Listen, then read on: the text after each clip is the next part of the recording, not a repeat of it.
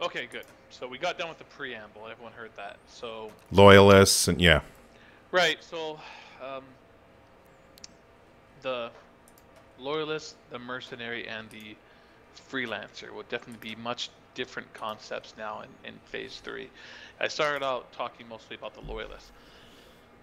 Excuse me. I think that's the one that a lot of people are looking for to find out how much different it would be. So as a loyalist, I say the contract is always a permanent contract as a loyalist. And one of the first things you'll find out is that as a loyalist, you get to vote to see where your faction will declare war. So that is a loyalist privilege only. And one of the benefits, of course, is just to every day, the vote is a 24-hour cycle. Every day you get to log in and vote. And that's a level of control that only loyalists will get. And you can see an advantage already because, well, I'll back up to that in a second. Another advantage, of course, is that we get to focus where the fighting is a little bit more. Right now on the map, you'll see it's a little fractured at the moment. It's over 40, like 42 planets contested, and only half a dozen, 6 to 8 maybe at any given moment, are truly being fought over. So with 10 factions and loyalists for each of the 10 factions, you're going to only have a total of 10 planets being contested at any given time. That's the maximum amount. Go from 40 some down to 10. Um, Now, as you can see, as a loyalist, there's some desire to maybe control where mercenaries fight. Well, this will provide at least some level of control, right? If you, as a faction, um, House Lao decides that they are at war with Davian, and you get an invasion planet for Davian, then obviously if one of the larger mercenary units takes a contract with House Lao, you know where they're going to fight. They're certainly not going to be fighting on the Merrick border against your wishes because you won't have an invasion planet there. So there will be a nice level of control there for you as a loyalist to dictate who you're at war with.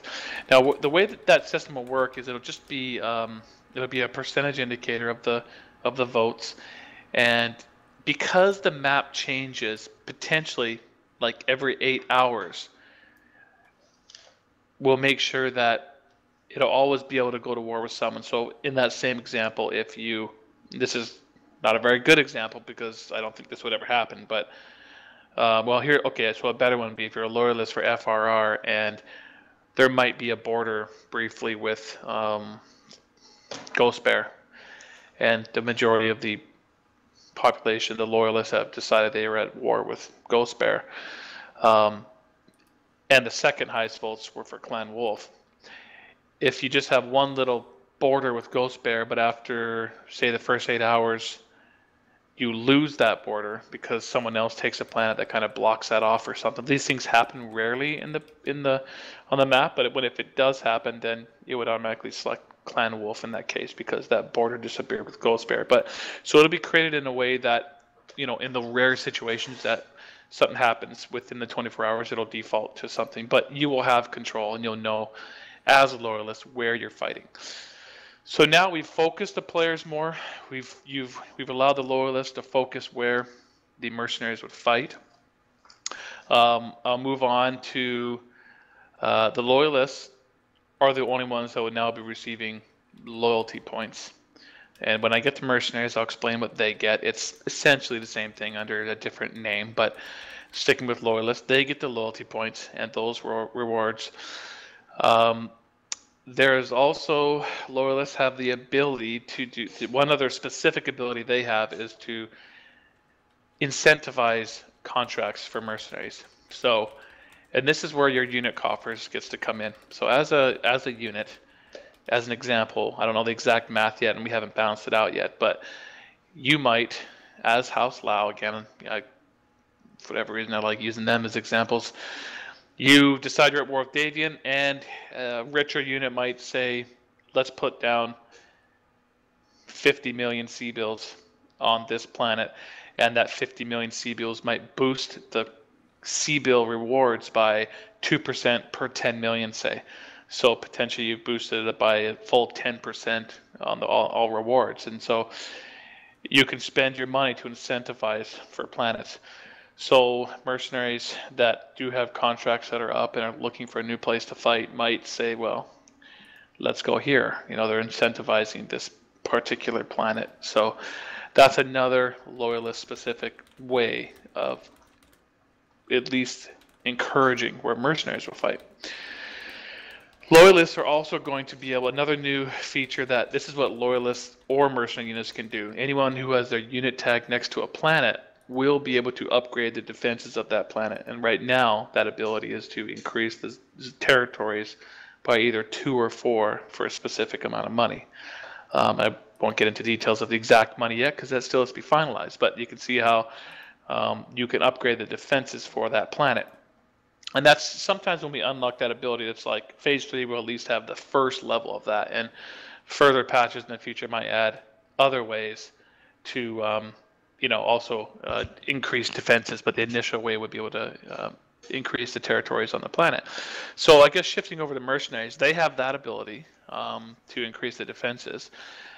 Mercenary contracts are going to change to an always and constant 7-day contract. It simplifies things, and that makes it so that there really is no breaking of contracts for mercenaries. There's no breaking because essentially we said, it's a 7-day contract, and every 7 days you can change where you're fighting. One of our goals was to make sure that the mercenaries aren't hopping around as much. We don't think it's too much to ask of the players and everything to stick to a contract with a unit for 7 days. But it's only 7 days, so after 7 days, you're free to take another contract with that same house or to choose with someone else. And therefore, it's very predictable nature of when contracts are ending. There's no concept of breaking a contract for a mercenary because they're all 7 days.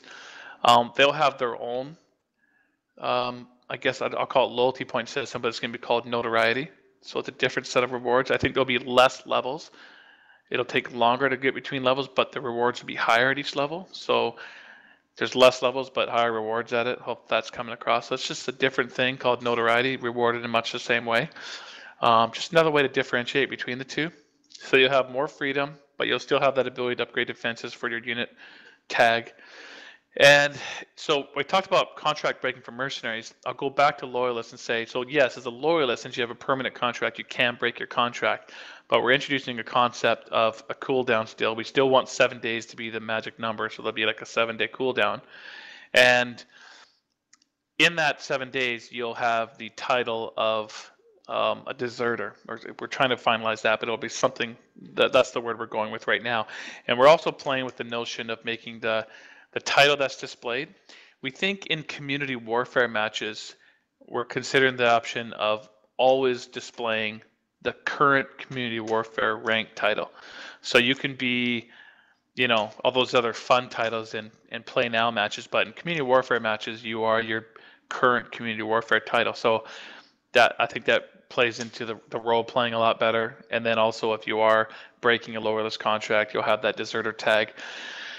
There's a lot here to try to convey in a town hall, so I should probably stop trying to be so detailed. But another aspect then is after the 7-day cooldown as a loyalist, and you've got this, the deserter tag, and you try to join somewhere else as a loyalist, another faction, there will be a short period, I think it's a number of matches, where you won't be earning the loyalty points because you're basically paying your dues and showing your loyalty to that new unit. It won't be too many matches, but it'll be a number so that and then when you get through that number, you've proved some loyalty, and then you're allowed to take on a full loyalist contract with that faction again, and then also at that point be able to vote as a loyalist. So there's one other major thing I'll mention about the freelancer, and this I think is going to be really good. It's a way that we're going to hopefully be able to drive a lot more solo players, like these freelance players, into community warfare. So obviously, if a solo player goes and chooses a loyalist contract with one of the houses, and something like that, then they're already involved in. But if they haven't done, essentially, if a player hasn't joined community warfare at all, they're just a solo player and they're just playing now, hitting the play now button. We are making a change where the call to arms will be going out to these players I think we're going to go with the urgent call to arms, like when it gets to be fairly urgent, like 5 minutes or less until the auto win would kick off. Then call to arms are actually going to go out to these freelance players. So you can imagine a brand new player who is not involved in community warfare. They're sitting there in the mech lab or whatever, and then all of a sudden they get this urgent call to arms to go and defend a planet. So the idea is that's a faction saying, we're desperate, we need help, we need. Essentially, you can think of it as, like solo mercenaries, and they're needed for like a one battle contract essentially, because these guys haven't taken on a contract with anyone. They haven't taken a mercenary, unit contract or a loyalist contract. They're essentially being offered like a one match contract. And the benefit there is that we're going to be pulling more players into community warfare. Hopefully, I know it's more pugs and more random, noobs, so to speak, but still, I think it's good. They're going to come in and fill up queues for us. They're going to introduce them to community warfare, and just get more people in general, hopefully pulled in via the call to arms system to community warfare.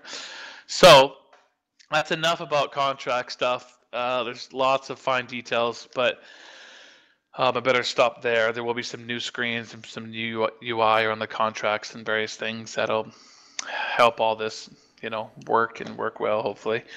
I talked about voting for loyalists. I think that's one of the big things. Contract differences, incentivizing mercs, adding the zones for defenses. I will mention that there will be, I'm trying to add reasons for players to want to have their unit tag next to planets. One thing that we will have in Phase 3 is a whole new leaderboard system, and this is an actually in-game client leaderboard system. So kind of like the Battle of 2 Kid, where we had a number of different leaderboards. There'll be a leaderboard system in there. This is kind of due to testing because it is a really heavy hit on the database, so it'll likely be a next page type functionality of displaying a few rows at a time. But we're trying to find a way that isn't too intense in the database, but has a in-game, in-client, constant leaderboard status to see who the best units are and who has their unit tag next to the most planets, and a little more bragging rights that's right there and published, and people don't have to go searching for it, but it's actually displayed right there.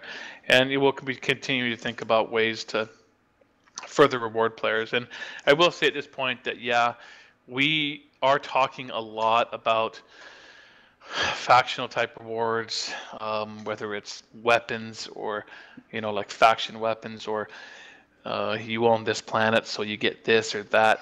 Those things, I feel like they're getting close. I don't think we'll have many of those aspects in Phase 3, if any, quite yet, but I think they're getting close. I think the framework is getting really close to having those things.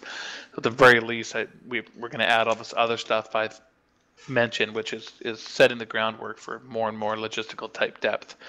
So one last thing I think is, okay, the scouting missions, right? So we have changed this a fair bit from the original maybe hints that I've thrown out there. There was a concern that we all shared from the very beginning, and some of the players rightfully shared this concern too when I mentioned it, is that we've got these 3 battle zones, and we know why we have them. We have the 3 battle zones because we've got a worldwide game here, and we got really just as many players in Europe as we have in North America, and a smaller amount in Oceanic, but their time zone's so different that it actually works out quite perfectly to have 8 hours, 8 hours, and 8 hours, and that way everybody gets a peak playing time. I mean, the notion here is that we don't want people to have to chase community warfare like they're chasing, the moon calendar or something. So like they can only ever play between 6 and 9 o'clock Pacific, on 3 nights a week or 2 nights a week or something. So they have to look at the moon calendar and see when, community warfare, peak hours are going to line up with their play schedule. I mean, during your evening peak playtime, you should be able to come in and play community warfare and play all the game modes. So some ideas of having scouting the first 4 hours and then invasion the last 4 hours was unacceptable to me, because those that only can play towards the end would never play a scouting mission. And it was also unacceptable for me to say, to have a shifting battle window where, we don't have 8 hours, it's 24 hours, but it shifts by an hour per day or 2 hours per day. Because then again, you might be chasing it like the moon calendar. So I do believe that our 3 8-hour windows is still the best current solution, but the big change is that the scouting missions now happen on the same planet that you're invading. It's no longer that the scouting planet is what unlocks the invasion planet. I liked a lot of that design, but it had a really big problem in that, well, first off, it created more planets, more different planets that you're on, and more importantly, it basically meant that, like, for instance, the Oceanus players would be responsible for unlocking invasion territories for Europe and so on. It's just, and then the cop out was just to put a default planet to invade anyhow. I didn't like that. It wasn't very elegant. I think we found a much better solution where you will be scouting on the same planet that you're invading. And the way scouting will work very roughly is there'll be a number of levels. For now, we'll discuss just 3 levels. Let's say the first level of scouting is a dropship scan, so you know what their enemy team has for mechs for that first round. Not all 4 that they brought, but just the one that they're currently in. So if you have that level of scouting throughout the match, you can continue to press tab and to see what mech they're in as they die and get in their next mechs. So that's going to have a lot of value. I mean, debatable, but I think, you know, certainly you'll be able to see, oh, here come the lights, or there will be a significant amount of value in having that scouting information. The next level, for example, would be like a radar sweep. We don't know how often, every 60 seconds, every 2 minutes, every 30 seconds, I don't know. It's just a quick radar sweep, but you can see, you know, where they are, where are they pulling up. And say a third level of scouting information would be like a long-tom artillery. So after a radar sweep, it might choose where some of the mechs are, and there'll be some warning, of course, like there is. We hope it'll be a very different effect in artillery strike, perhaps more powerful, but with enough warning. And so there's some balance work left to do there, but it's long-tom artillery. So I think we want it to be fairly useful, fairly powerful, like fairly worth fighting over. So the defenders will likely start out with the scouting information. I don't know if they'll start out with all 3 levels or if they'll start out with the first level or the first 2 levels. We have to just decide that, but they'll start out with it. And both teams can't have it at once. It's kind of like a spring that you pull. So basically, you can think of it -3 to +3. So if defenders have all 3 levels and you start, one strategy might be, well, don't just start launching invasion matches because they've got all the scouting intel. So first, let's pull back their scouting intel. So let's launch these scouting missions, pull back their scouting information at least until we take away perhaps the long tom, and then continue scouting. But then at that point, maybe you feel confident in launching your invasion matches, as long as they don't have the artillery. Or it'll be lots of strategies that I'm sure that will evolve, and hopefully you can pull the scouting all the way up and get all the information. Now, ideally, we'd like this scouting information to be in real time too. So the server will update at intervals when you're in the match. So for instance, say you're in a match and you've taken away their long tom, so you launch an invasion match, but perhaps you're like 10 minutes in and all of a sudden, beep, you see that they get their long tom capabilities back because your scouts haven't been doing the job, I guess. So now it's dynamically changed. You're in the match and you just realize, oh shit, they just got back their long tom. So you have to adjust and realize that. And I think that's 3 levels we've identified. We could add more levels in the future, but we'll probably go out with those 3. And I think it's gonna be great. So anyhow, those are 4v4 missions. They will have their own game modes, even like scouting and counter scouting. It won't be territories like the other one. Like I said, it'll be much more of a intel bar of like, -3 to +3, like 3 levels for them or 3 levels for you, or 1 for you and 0 for them. So kind of a back and forth tug of war bar on the same planet. 4v4, new game modes to support it, and we'll use the public queue maps. I don't know if it'll use all maps yet. That'll be the goal. All the public queue maps, that is, but definitely that's the way we work in all the public queue maps to community warfare. And hopefully it opens up smaller groups, solo players. So the queue will work the same way as invasion. It's just that the queue info will show only groups of 4 or less. It won't be like a dropship respawn mode. You'll come in with 1 mech.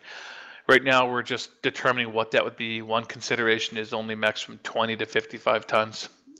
So you'll have 1 slot in your dropship to come in with a fastish mech, air quotes, and that's something that we can obviously be tunable and even server tunable based on the game mode and the bouncing that we're going to do. Just want it to be a little more scouty, a little more fast moving, a little more capping and new game mode stuff, not assault mechs pondering around and trying to do stuff like that. So there's still some decisions there, but obviously that's a big rant on Community Warfare Phase 3. I think I covered off a lot of it, not everything, but a significant amount. So yeah, let's call it good on Phase 3, Darren. I guess that's enough for everyone to chew on, I think. Well, it was definitely a good answer, a lengthy answer, and just so you know, plenty of us do like all the details. That was very detailed, and we appreciate that. What we're going to do here, folks, we did have a little bit of technical difficulties there. Some people were mentioning that they could hear my beard better than Russ, so we don't want to have that going on. What we're going to do is switch back over to Phil real quick. He's going to take over the stream. The storm has passed. I guess it was a flash storm of some sort. So this is going to be literally 30 seconds or less, switching over to Phil, back to the regular stream, and then we'll continue. So just one moment, please.